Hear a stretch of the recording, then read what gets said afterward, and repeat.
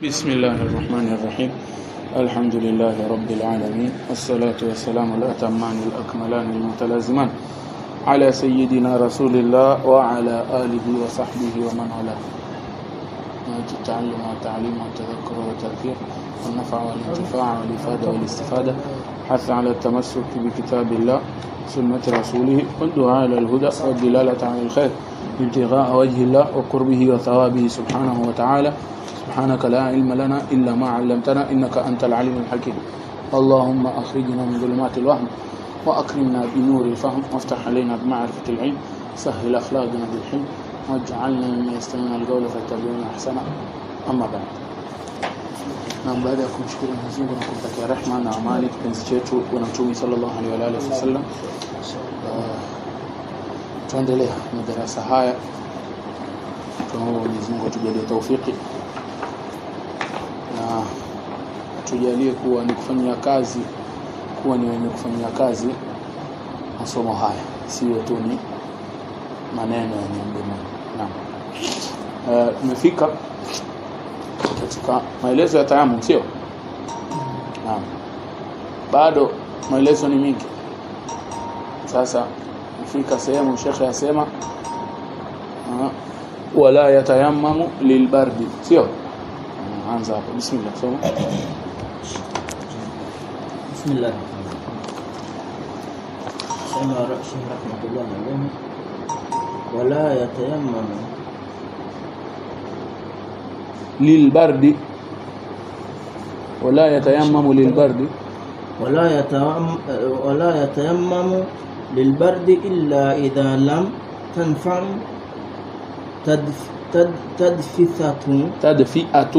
تدفئة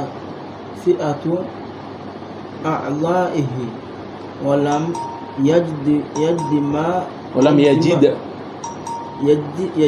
ما يسخن به للماء ولم يسخن به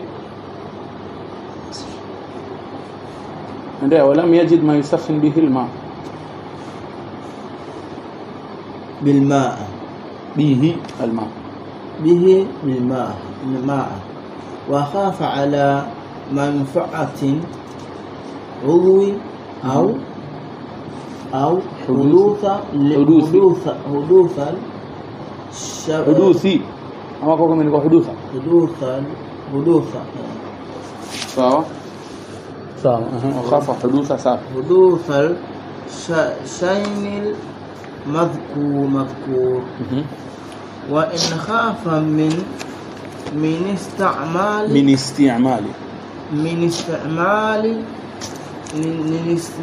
الماء في بعض بدنه غسل الصحيح وتيمم عن الجريح في الوجه واليدين. فإن كان جنبا قدم ما شاء، وإن كان محدثا يتيمم عن الجريح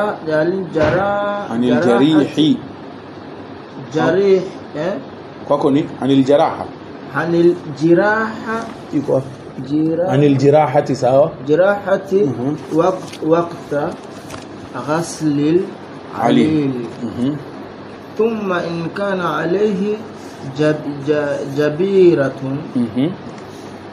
نزعها وجوبا، فإن خاف من نزعها غسل الصحيح ومسح عليها وتيمم عما تحتها في الوجه واليدين.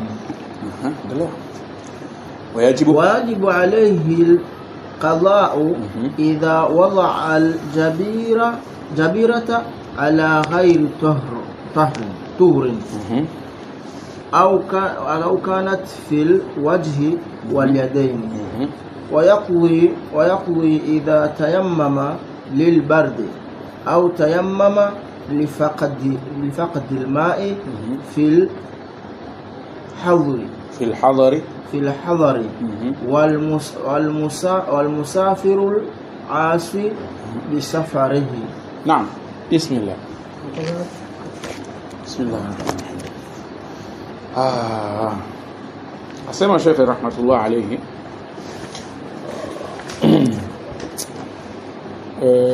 wala yatayammamu lilbardi. Sasa nakumbuka alikuwa tueleza ama tulieleza mwanzo sababu za kutayammam, miongoni mwa kataja ni baridi, sio? Kiwa hali ni baridi sana.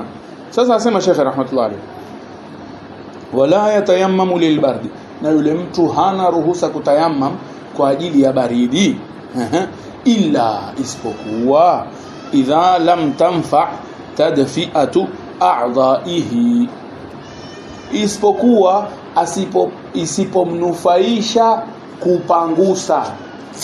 kupangusa viungo vyake. Yani ikiwa haitomnufaisha, yani maana yake yeye akenda akatawadha, akitoka maana yake anaangua, atafanya nini? Atajifutafuta, sio? Akijifutafuta ule ubaridi utafanya nini? Utaondoka, sio? Lakini mara nyingine hata ukajifutafuta baridi inaingia. Ndio hiyo sasa kwambia, yani ikiwa haitomnufaisha kule kufutafuta viungo vyake, kupangusa viungo vyake, ikiwa haitonufaisha ile, ndo atatayamam kwa ajili ya nini? Kwa ajili ya baridi. Tumeelewana? Yani siku moja umekwenda Nairobi ama mji Eldoret, kule ni baridi Eldoret, msimu wa baridi, tena msimu kama huu ni baridi. Kenda sasa bwana, kwambia bwana alfajiri yake baridi sana. Si utajifutafuta tu na towel na tauli, kwambia hata ukajifutafuta ile baridi inachapa sana. Sawa. Hiyo nakwambia sawa, sharti moja imetimia. Sharti ya pili nakwambia walam yajid ma yusakhin bihi alma, na asipopata, yani ikiwa kwanza akijipangusa haitomsaidia, na pia asipopata kitu ambacho kitaweza kuchemsha maji, asipokuwa na moto wa kuchemsha maji, hana moto, hana hiyo inaitwaje kettle, sijui hita hiyo, hana kuni, hana makaa, hana gesi, huyo ndo anaruhusa kufanya nini? Ya kutayammam. Lau akasema mimi nikijifutafuta baridi itafanya nini? Itapotea. Anambia hakuna kutayammam. Akasema la, mimi hata nikijifutafuta baridi haipotei, lakini nao gesi nitachemsha maji. Anambia lazima uchemshe maji. Ufai fanya nini? Kutayammam kwa ajili ya baridi. Kisha jambo la tatu, masharti ya tatu kwambia wa khafa ala manfaati udwin au hudutha shay'in almadhkur, na akaogopa juu ya kupotea kwa manufaa ya kiungo au kutokea kwa itwaje kile kitu kinachochukiza ambacho kimetangulizwa hapo. Maana ikiwa kuna baridi, daktari anaweza kumwambia bwana, angalia wewe ile baridi ya huku bwana, na wewe una labda condition fulani ama hali yako ni hali aina fulani, ukitumia maji basi unaweza poa, mwili wako unaweza poza upande mmoja kwa ajili ya baridi. Na hana kitu cha kuchemshia maji, yani ukitumia maji baridi hana kitu cha kuchemshia maji, daktari akamwambia hata ukijifutafuta haitosaidia, na yeye anaogopa hiyo. Ndio tumwambia sasa tayammum kwa ajili ya baridi, sio tu baridi ya kawaida. Ndio yale Amiri akisema mtu yotetemeka tu, ile kutetemeka. Je, kutetemeka anaogopa manufaa ya kiungo? Kutetemeka ni kuogopa ikiwa imevuka mipaka sasa. Lakini kutetemeka vile ambavyo wewe umeuliza lile swali, kutetemeka utasema anaogopa, inaingia katika yale mambo sita ambayo tumetaja. Yani anaogopa kufa, anaogopa kiungo katika, au anaogopa kiungo ikupoza. Maana yule akitetemeka sangine akitetemeka paka na ile meno anajua kutetemeka kawaida.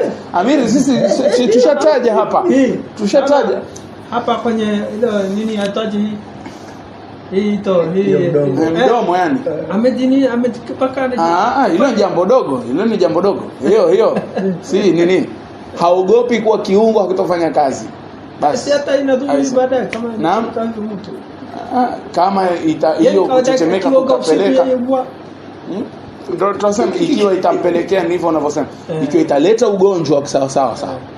Lakini ila kutetemeka tu na tetemeke mpaka afe, kwa yani sio ti afe kwa ajili ya kutetemeka, lakini atetemeke na barakisha basi. Watu wengine wako hivyo ndio, lakini ule si ugonjwa wala haingia. Yani kwa ufupi hapewi ruhusa kwa ajili tu ya kutetemeka. apewe ruhusa tu kwa ajili ya kufanya nini, ya kuchechemeka. Sawa. Asema kwa hivyo mpaka haya mambo matatu yapatikane ndio huyu ataruhusiwa afanye nini, ataruhusiwa kutayamam kwa ajili ya baridi. Jambo la kwanza, ile kujipangusa hakutomsaidia, au si eti kujipangusa hakumsaidii, labda hana kitu cha kujipangusa, hana kitu cha kujipangusia, inawezekana hana kitu cha kujipangusia. Sawa, pia ni kama hivi. Pili, hawezi kuchemsha maji. Tatu, anaogopea nini? Anaogopea haya tuliyoyataja. Sio tu kuwa anasikia baridi, sio tu kuwa anasikia nini, anaogopa atapoza mwili, atapoza kiungo, anaogopa labda kiungo sehemu fulani kutatokea kitu ambacho kinatisha kama hivyo. Sawa? Asema Sheikh rahmatullah alayhi. Sasa ni masala mapya. Nafikiri tushawahi kuyaashiria katika baadhi ya madarasa. Nafikiri na kimeyataja sana. Lakini haya yanafanana na bismillah. Mtu akitawadha pengine wakati wa baridi. Naam. Yaani kwanza katika hiyo sehemu ambayo yuko yeye si mtu wa huko, lakini alienda kwa muda fulani, lakini katika ile weather ile na usamaji kwake inamfanya yeye ngozi yake yeye mwenyewe anaona yani anakaa anaona ngozi yake inaharibika na hisi kama labda. Sasa si ndo anaogopa hicho kitu ambacho kinachukiza sasa swali lilikuwa yeye mtu achemshe maji, achemshe maji, achemshe maji basi.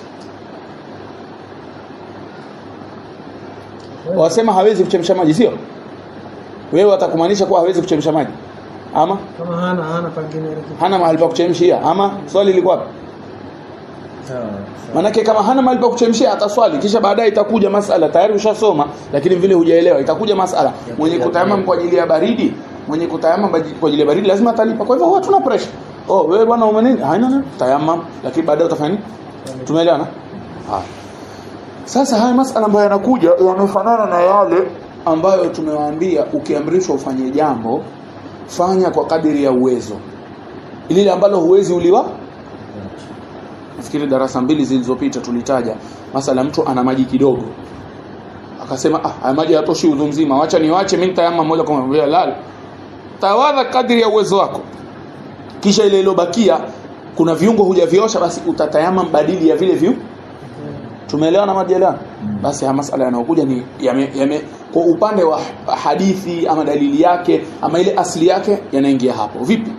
Asema Sheikh rahmatullah alayhi, wa in khafa min isti'mali al-ma'i fi ba'd badanihi, ikiwa mtu ataogopa kutumia maji katika baadhi ya mwili wake. Wa in khafa, na ikiwa mtu ataogopa min isti'mali al-ma'i, kutokana na kutumia maji fi ba'dhi badani, katika baadhi ya mwili wa. Maana yake sio kama hawa waliotangulia. Huyu aliyotangulia anaogopa baridi, ni mwili mzima ama si mwili mzima? Mwili mzima. Mtu ambaye anaogopa maradhi ni mwili mzima si mwili mzima? Ni mwili mzima labda, sio? Sasa hapa yakwambia, je, mtu ambaye yeye labda shida yake ni mkono tu, maana yake labda ana jeraha pale kwenye mkono, sio? Au daktari amwambia angalia wewe upande wako wa kushoto tu ndo labda mfano umepata stroke, ule ugonjwa wa baridi bwana, ukitumia maji baridi wewe. Kwa hivyo yeye anaogopa kutumia maji upande upi? Labda upande wa kushoto, yani ni mfano napiga, sio? Inawezekana labda. Sasa akwambia mwenye kuogopa kutumia maji katika baadhi ya mwili wake, sio mwili mzima, akwambia ndo uache basi utayama moja kwa moja. Akwambia la, ghasala sahih, ataosha vile viungo ambavyo havina ishkali, yani vile viungo ambavyo viko sahihi, haogopi chochote. Amir, tuko pamoja? Tuko pamoja? Fikiria masala tushawahi kuyataja. Maana mtu anaweza kusema hoja mimi mkono wangu wa kushoto siwezi kuosha, una jeraha. Sasa basi acha tu nitatayamma moja kwa moja. La. Utatayamma vipi? Si kuna sehemu waweza kuosha? Osha chochote unachoweza kuosha. Kisha kuna sehemu hutoosha, nitakwambia badili ya kuosha ile sehemu utafanya nini? Alhamdulillah, tatayammu. Sawa? Sasa asema Sheikh rahmatullah, ghasala sahih, ataosha ile sehemu ambazo ni sahihi, yani hazina upungufu wote ama haogopi kwa aina maradhi aina kidogo. Kisha asema watayammama anil jarih, na atatayamam badili ya jeraha. Hii mara nyingi ni kuwa ana jeraha yeye. Na mambo ya kulipa atakuja, maana amesema hakuna kulipa Maro. Sijasema hakuna kulipa bwana. Hiyo fatwa ya Sheikh Maro. Mambo ya kulipa yamekuja hapa ndugu yangu. Usisingizie mimi. Angalia. Watayammama anil jarihi, na atatayammam badili ya ile nini? Ile jeraha. Sawa? La ilaha illa Allah rasulullah. Hili jeraha likiwa mahali popote, laweza kuwa jeraha liko mguuni. Sawa? Akitawadha ile sehemu hawezi osha. Tutamwambia sasa bwana, badili ya si ati atayamam kwenye mguu, tuelewane Kiswahili na tulizungumza kwenye safina.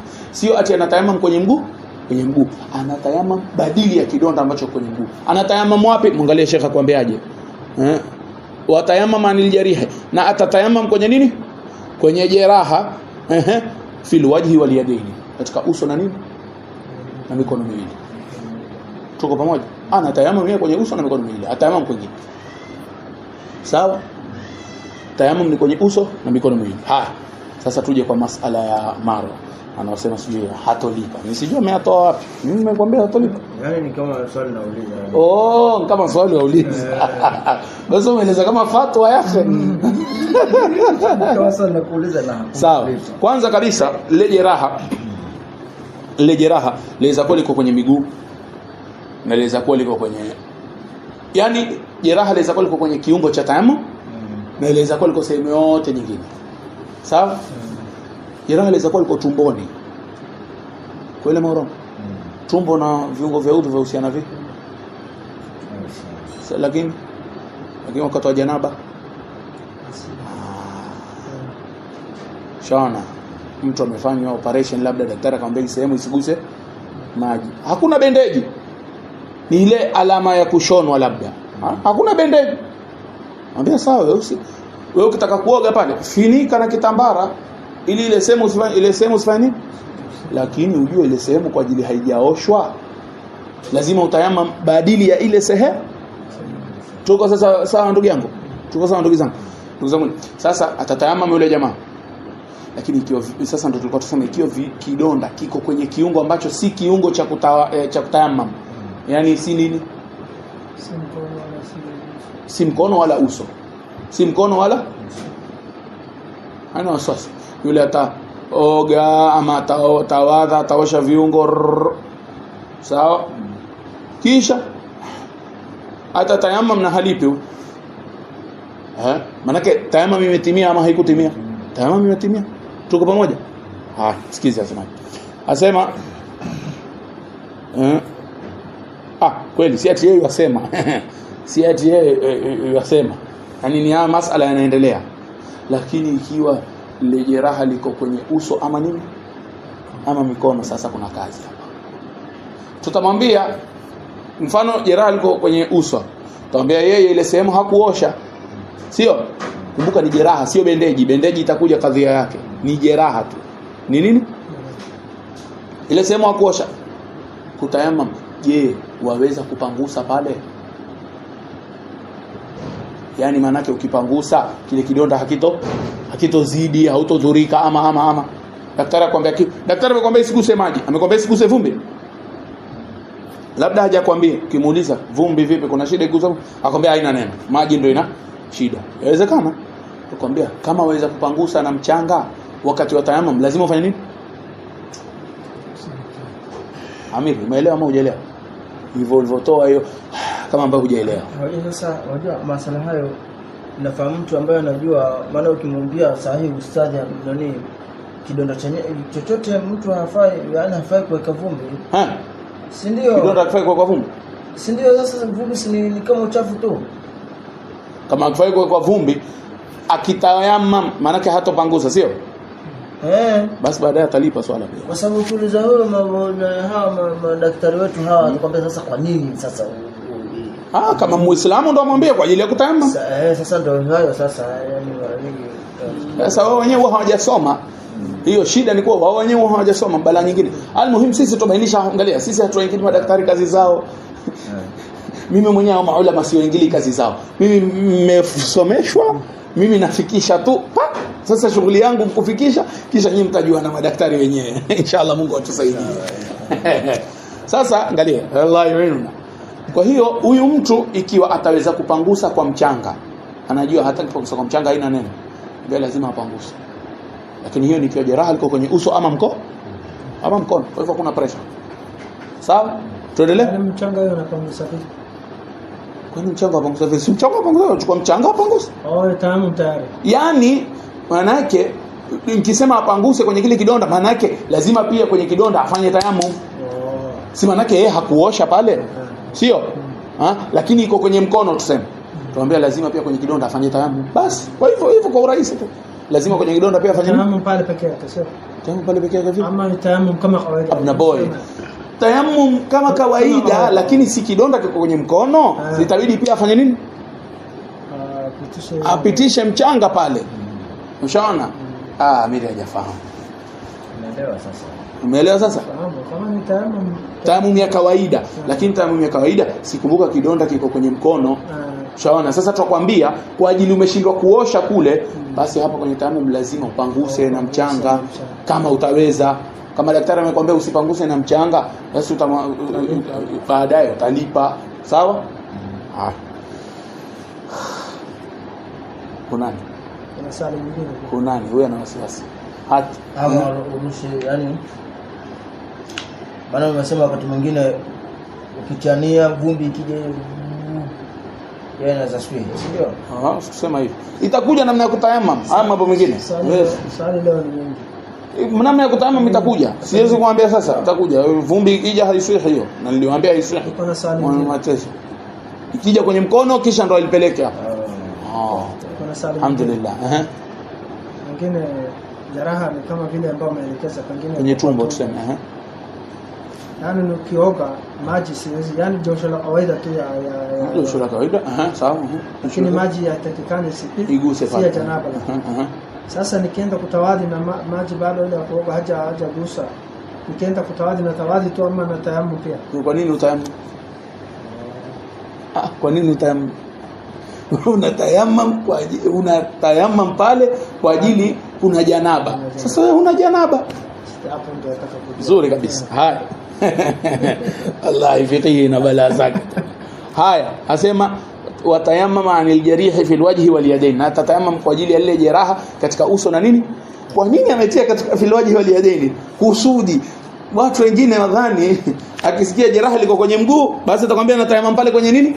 Kwenye mguu. Ndio akakwambia kwenye uso na kwenye mkono. Sawa, asema fa in kana junuban. Haya, sasa ndo kwanza vituko. Fa in kana junuban, ikiwa yule mtu ana janaba, yani ile tayammum yake ni kwa ajili ya janaba, qaddama ma shaa, atatanguliza lile analotaka. Yani nini maana ya qaddama ma shaa? Atatanguliza lile analotaka, maana yake yani atatanguliza tayammum au kuoga. Tumeelewa? Kuna hakika? Yani mimi nina janaba na nina kidonda hapa kwenye tumbo tuseme. Hapa fai kugusa maji, sio? Mimi nina khiari, nikitaka nitatayamam kwanza kisha ndo nioge, au nitaoga kwanza kisha nikimaliza kuoga nifanye nini? Nitayamam. Ama naweza kuoga nusu, nitayamam, nioge nusu ya pili. Almuhim hakuna ati lazima utangulize kitu fulani. Katika udhu haiwezi sana. Itakuja. Lillahi. Aya. Lakini bora ni aanze kwa tayamam. Bora ni aanze kwa tayamam kwa ajili gani? Si tayamam atatumia mchanga. Kwa hivyo uso utakuwa na vumbi na mikono itakuwa na nini? Akioga ile vumbi atafanya nini? Ataitoa. Kwa hivyo ni bora. Sawa? Kwa bora aanze na tayamam. Haya sema wa in kana muhdithan. Sasa akiwa ni muhdith ndio hiyo sasa swali la maro. Hata niliwaambia mimi Sheikh letu alikuwa akipenda kusema wale ambao hawajatwali. Wakumbuka Anasema tushafika kwa wale ambao hawatwali. Azana Sheikh wa in kana muhdithan. Na ikiwa yeye ana hadathi, maana yake hadathi ndo yani sasa ndio hivyo yatawadha. Unaelewa? Yeye yatawadha. Hukumu yake nini asema Sheikh?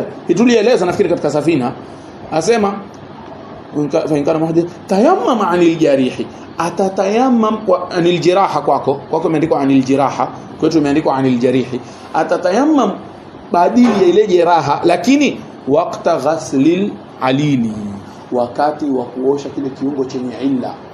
kile kiungo chenye kidonda, huo ndo wakati atatayamam. Wakati wa kuosha kile kiungo. Tulieleza masala kama haya? Labda hatukueleza maana kitabu kile kidogo. Haya, tuendelee polepole nirudie. Amiri pia ameshangaa Kiswahili gani hichi nimetumia. Anasema tayammama anil jarihi, atatayammam badili ya ilo jeraha, ama tayammama anil jiraha, atatayammam badili ya ilo jeraha waqta ghasli al-alili, ule wakati wa kuosha hicho kiungo chenye kidonda. Yani mimi kidonda kwa mkononi, kwenye janaba mwakumbuka, kidonda kwa mkononi, kiko mguuni, kiko kichwani, kiko sehemu yote. Tulisema una khiari, ukitaka utatayamam kwanza, ukitaka utao kwele morogo. Kwanza kujishuko sasa. Sio kwenye udhu, si hivyo. Kwenye udhu tukwambia huwezi kutayamam kisha ati ndo uanze kutawadha. Sio kwanza tawadhi. Si kidonda kwa mkononi, osha uso kwanza. Kisha sasa si ndo wakati wa kuosha mkono sasa. Sasa ndo utatayamam. Tumeelewana ama hatujaelewana? Sasa si ndo wakati wa kuosha mkono. Ushaosha uso ndo wakati wa kuosha nini? Sasa ndo utatayamam.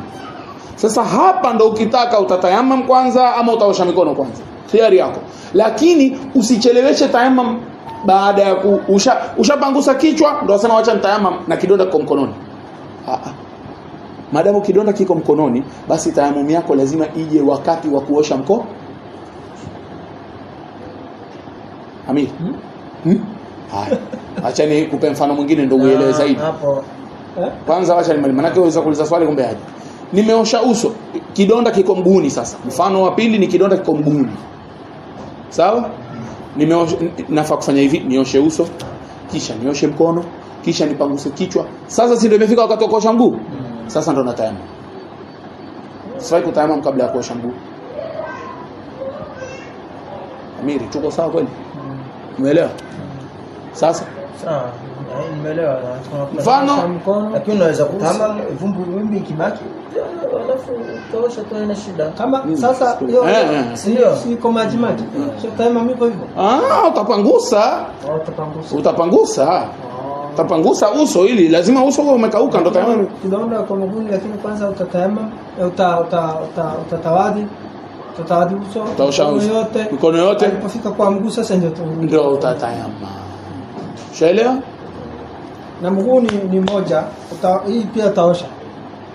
Kila kitu ambao unaweza kuosha lazima uoshe. Hata huu mguu ambao una kidonda, si kidonda kwa hapa. Sehemu yote nyingine unaosha, kidonda tu ndio uoshe. Ndio utawadhi sasa. Ndio ufahamu sasa. Sasa hapo unaweza amua utatanguliza tayamum kwanza ama utatanguliza kuosha mguu, hiari yako. Madamu umefika ile time ya kuosha mguu, sasa una khiari. Ima unaosha mguu kisha ndio utayamam badili ya kidonda kilichoko kwenye mguu, ama unatayamam kisha ndio uoshe mguu kwa ajili ya kile kidonda kilichoko kwenye mguu. Sawa? Haya, narudia ibara muifahamu sawa sawa. Jamani, hii lazima mufanyie muraja. Lakini hii ya mkono sijaelewa kwa sababu. Ya mkono vipi? Kidonda siko mkononi. Tukwambia wewe usitayamam kabla ya kuosha uso. Kwanza osha uso. Ukiosha uso sahihi alafu ndo nini? Ndio mkono. Si kuosha mkono? Si ndo wakati wa kuosha mkono? Sasa tayamam. Sawa? Kama ile ya mguu. Sawa? Asema shekhe wa inkana muhdithan, na ikiwa ni mwenye hadathi, yani hadathi ndogo, tayammama anil jarihi, atatayammam kwa ajili ya ile jeraha, wakati ghasli al-alili, wakati wa kuosha nini? Wa kuosha kile kiungo ambacho kina nini? Kina shida. Sawa? Ingawa kuna khilafu, kuna kauli dhaifu. Sasa hii kauli mtu ambaye anaona huu ni uzito ndio waweza kumwambia tumie. Kuna kauli dhaifu, wanasema maulama ni ruhusa atayammam baada ya kutawadha. Ni kauli dhaifu. Mfano hayo mambo ya kusema kidonda kwa hapa, basi kwanza acha nioshe uso, kisha nioshe mkono, kisha nipanguse kichwa, kisha nioshe miguu, kisha baada nishamaliza ndio nitayammam badili ya kidonda ambacho kiko kwenye nini? Kwenye mkono. Ni kauli dhaifu, lakini iko ndani ya madhehebu yetu. Kwa hivyo mtu ikiwa anahitaji labda aweza kufanya nini? Sawa? Dhaifu maanisha ni yani Natumika, yani maanisha ni yani ni katika hadithi yani mahali ametoa ndio dhaifu ama si eti ametoa mahali ametoa ni namna. Unajua angalia. Hizi hukumu nyingine hazichukuli direct kutoka kwenye hadithi. Ndio amefikiria amechukua hadithi, lakini ukisikia kauli dhaifu maana yake namna alivyokwenda ndio labda kuna hadithi labda ni sahihi lakini fahamu yake ndio ikawa ni ya makosa, yani fahamu yake ikawa ni dhaifu kuliko ile fahamu ambayo ni sahihi zaidi. Ushaelewa? Ndio maana utaambiwa ni kauli dhaifu. Kwani sija kutaja kitu kama hiki? Kwa hii kauli dhaifu kutaja tukizungumzia masala ya kulipa swala, ukasema kauli ya nguvu ni kuwa lazima mtu atumie time yake yote kulipa zile swala. Yani kama mtu amewacha swala kusudi hata kama miaka 10, miaka 20, lazima zile swala zote afanye azilipe na lazima atumie time yote. Nakwambia lakini kuna kauli dhaifu ambayo wanasema maulama, usimwambie mtu ati kila time yeye atumie kulipa zile swala. Ukimwambia hivyo kuna watu wengine wataacha kabisa. Mwambie basi angalau kwa siku kila kiswali alfajiri basi aswali mara 2 tena nyingine. Alfajiri nyingine 2. Badala ya kuswali dhuha, wewe swali dhuha. Wewe umezoea kuswali dhuha raka 8. Basi swali adhuhuri 2 ulipe. Ikifika wakati wa adhuhuri uswali adhuhuri 1, swali adhuhuri 2 nyingine. Kama hivyo yani. Ile ni kumsahilishia, lakini ni kauli dhaifu. Lakini si ati imetoka kwa hadithi dhaifu. La. Ni namna walivyofahamu zile hadithi, namna walivyofahamu zile aya. Kauli yenye nguvu ni kuwa lazima kila time walipe. Paki upuzi. Lazima time zote ambazo hafanyi kazi halali hali na hasomi elimu ya wajibu, time zote zilizobakia lazima azitumie kulipa zile swala alizoacha kwa kusudi. Tumeelewana? Amir. Fahamu ni kauli ya nguvu. Ni kauli yenye nguvu. La ilaha illa Allah Muhammadur Rasulullah. Kisha masala mtu huyu ambaye ametayamam kwa ajili ya jeraha sijui lakini jeraha ni dogo sehemu moja, itakuja baadaye kuwa mtu katika kutayamam akitayamam hawezi kuswali na ile tayamum, na tumetaja pia kwenye safina akitayamam hawezi kuswali faradhi 2 na ile tayamum mo.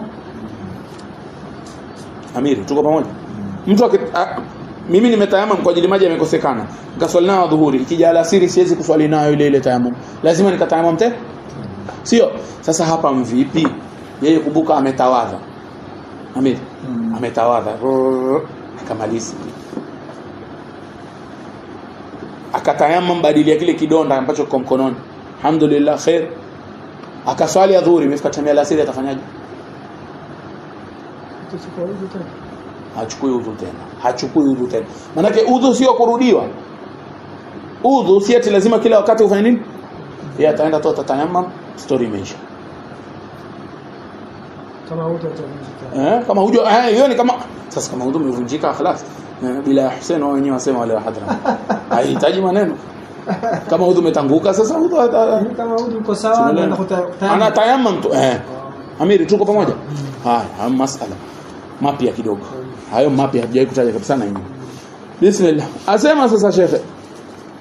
Wa in kana alayhi jabira. Na ikiwa huyu mtu ana jabira. Jabira ni bendeji. Bendeji, plaster, ni jabira asli bendeji. Sawa? Yule tulomtangulia ni mtu mwenye kidonda, haijafinikwa na bendeji, haijafinikwa na plaster. Sawa? Huyu ambaye tunamzungumzia sasa ana bendeji, ama kama ni lile plaster lile mtu amevunjika mkono, sio mara nyingine kwa lile plaster. Haya, kama huyu kijana ambaye leo nyinyi mmemsaidia rudi nyumbani, si amefungwa lile bendeji mguuni. Sasa kama yule hukumu yake, msikize asema shekhi. Wa thumma in kana alayhi jabira, ikiwa huyo mtu ana hiyo itwaje bendeji, asema shekhi, nazaaha wujuban, ni lazima aitoe hiyo bendeji, ni lazima. Nazaaha, ataitoa wujuban, kwa uwajibu, yani ni wajibu aitoe ile bendeji. Wewe una bendeji mahali fulani, toa lazima. Wakati gani? Wakati kutawadha, utawadha kisha uifunge tena bendeji. Amiri ya shanga. Taban. Naam. Atakani maji. Taban ndo naja hapo sasa. Taban. Hii ni ikiwa ile bendeji ukiitoa hautodhurika. Kwanza. Ikiwa hautodhurika ndio tutakwambia uitoe. Kisha jambo la pili pia ni ikiwa pale chini ambapo wewe utatoa utaweza kuosha. Sasa kama huwezi kuosha kuna faida gani ya kuitoa? Yaani kama ulivyokuwa wewe wauliza sasa hivi, kwa je ikiwa pale chini bado haiwezi kuosha? Kwambia la, ni wajibu atoe ikiwa pale chini ataweza kufanya nini? Kuosha na hata dhurika kwa kuitoa. Lakini ikiwa atadhurika kwa kuitoa ndio usitoe. Sawa? Ama hata kitoa hatodhurika lakini pale chini hawezi kuosha. Donda lile daktari amesema lisiingie maji. Ndio sitoe, hakuna haja. Tuko pamoja? Haya, kwa sababu nazaa hujuba. Kisha asema Sheikh rahmatullah alayhi, fa in khafa min naz'iha, ndio sasa. Ikiwa yeye ataogopa kuitoa, yani anaogopa manake itamletea madhara, sio? Asema ghasala sahih, ataosha vile viungo vyake ambavyo ni sahihi, yani havina jeraha wala havina bendeji, wa masaha alaiha, kisha atapangusa juu ya ile bendeji kwa maji, atapangusa juu ya ile bendeji kwa maji. Lakini hii ni ikiwa ile bendeji imechukua sehemu ya sahihi chini yake. Vipi yani? Mimi na kidonda chenyewe size ya 20 hapa, sawa? Bendeji niloiweka ni kubwa kuliko kidonda. Hatuangalii manake kule kwenye kulipa, nakumbuka kwenye safina tulizungumza. Naweza nikakwambia ikiwa sijui imechukua kadri tu ya kuizuia au haijachukua au ile mambo ya kulipa. Hapa tuangalia, je, ni wajibu kupangusa juu ile bendeji? Tukwambia ikiwa ile bendeji imechukua nafasi ambayo chini yake hakuna kidonda, manake bendeji ni kubwa kuliko kidonda. Tukwambia ile sehemu ya chini ilikuwa yafaa kuoshwa ama haifai? Lakini sasa imefunikwa na bendeji, badili yake pangusa juu ya bendeji. Pangusa juu ya nini? Na maji yani. Hapo ni story nyingine. Pangusa juu ya bendeji na haya. Asema shekhe, wa masaha alaiha. Angalia watu wengi wanaotayama, wengine wana ile maplasta wanapangusa kuliko maji. Mimi hata sielewi watu wana. La, daktari akwambia isiingie maji, sawa, ni story nyingine. Lakini ajibu yani. Anasema shekhe, watayammama amma tahtaha fil wajhi wal yadayn. Na ni wajibu atatayammam badili ya ile ambayo imefinikwa chini ya bendeji. Atatayammam wapi? Fil wajhi wal yadayn, katika uso na nini? Na mikono miwili. Kwa hivyo bendeji unayo kwenye uso, bendeji unayo kwenye mkono, bendeji unayo kwenye kichwa, bendeji uko nayo kwenye mguu, kwa namna yoyote. Ikiwa ile bendeji imechukua sehemu ambayo hakuna kidonda, yani imekava, imefinika sehemu ambayo hakuna kidonda, lazima upanguse kwa maji kwanza, hiyo masala. Kisha tena lazima pia utatayamam. Utatayamam wakati gani? Kama vile kwenye jeraha. Ikiwa bendeji iko mguuni, utatayamam wakati wa kuosha mguu. Ikiwa bendeji iko mkononi, utatayamam wakati wa kuosha mkono. Tuko pamoja? Vile vile. Kuna swali? Nataka tukomea hapa time. Masala yanayokuja haiwezi kuelezwa kwa dakika 5. Maana masala yanayokuja sasa ni yale ya kulipa. Nendeni mkatwali inshallah katika darasa litakayokuja mwanzo, kabla ya kuanza nyinyi ndio mtalijibu. Maana mliandika kwenye vitabu hususan Amiri. Amiri hapa sikumbuki. Hakuwa. Labda hakuwa, si eti hakuwa.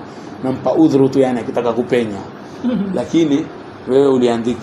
Uje utuambie ikiwa atakuwa na bendeji wakati gani atalipa swala na wakati gani halipa. Tulitaja hali 5. Inafaa kuwa uliandika. Kama hukuandika kuna faida gani ya kuhudhuria madarasa?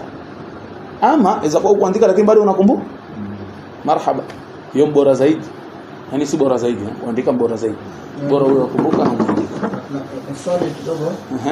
Yani naomba yani swali. Mtu mwenye bendeji wakati gani atalipa zile swala aloswali kwa tayammum na wakati gani halipi? Haya wewe ushasoma hapa tayari, lakini kwenye kitabu ametaja tu hali 2. Hali ziko hali 5. Hakika na inshallah itakuja hiyo kesho. Inshallah kesho tupata time ndio. Sallallahu ala sayyidina Muhammad an-nabiy al-ummi wa ala alihi wa sahbihi wasallam. Alhamdulillah awwalan wa akhiran.